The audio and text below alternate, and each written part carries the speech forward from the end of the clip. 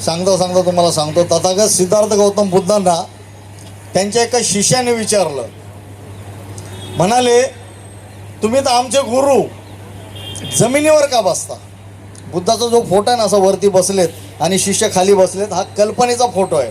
तथागत कधीही उंचावर बसले ना, असे समान बसायचे शिष्यांसोबत. त्यांचा जो शिष्यगण होता समान बसायचे. ज्यावेळी तथागतांना विचारलं त्यांच्या शिष्याने की तुम्ही आमचे गुरु आहे, उंचावर का बसत नाही, जमिनीवर का बसता? बुद्धाने फार सुंदर उत्तर दिलं. तथागत म्हणाले मी जमिनीवर यासाठी बसतो, पडायची भीती नसते. ही सगळी माणसं जमिनीवर आहेत, एवढी मोठी असून सुद्धा, म्हणून यांना पडायची भीती नाही. आनंद शिंदे. आज या ठिकाणी माझे खास मित्र, माझे मेहुणी, संगीतकार, गीतकार, फक्त गायक नाही बाकी सगळं काय, विश्वास गायकवाड, पण मला गाणं आवडत नसेल तुझं. माझ्यापेक्षा चांगलं गायलं तर मला आवडत. विश्वास गायकवाड यांचा प्रवास मी पहिल्यापासून पाहिलेला आहे, त्या दुकानापासून की त्या ठिकाणी माझे गुरुवर्य कवी प्रभाकर पोखरीकर यांनी त्या दुकानाच्या उद्घाटनासाठी मला बोलवलं आणि तिथून तो प्रवास सुरू झाला. त्यावेळची दोस्ती, त्या दोस्तीचं रूपांतर नात्यात झालं आणि आता घरचे रिलेशन आहेत. सगळे मुलं वगैरे आम्ही सगळे माझ्याबरोबर असतात, त्यांची मुलं माझ्याबरोबर आहेत, माझी मुलं त्यांच्याबरोबर, आणि इतकं घरोब्याचं वातावरण आमचं आहे की ते नातं आम्ही आजपर्यंत टिकवलेलं आहे.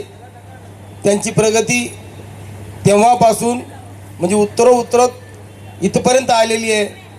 याच्यापेक्षाही जास्त काही त्यांनी कमवलेलं आहे. गावाला बिल्डिंग बांधली, ती भाड्याने दिली, तिथे उद्घाटन करायचे.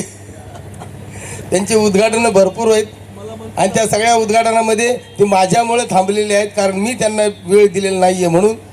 पण खरोखरच मला आनंद वाटत आहे की त्यांची जी चढती पायरी आहे ती अशीच शेवटपर्यंत चढती राहो. आणि ते शिकले हे मला माहीत नव्हतं, त्यांनी 15वी पण पास करावी मला वाटते आणि पुन्हा कामाला लागावं. हे मी नाही करू शकलो. मी नवीन नापास आहे, नवीन नापासच बरं आहे आपला, कमी काय करणार आहे आता पुढे जाऊन. तर बंधूनं माझ्या त्यांच्या मुलांना, त्यांना सर्वांना शुभेच्छा.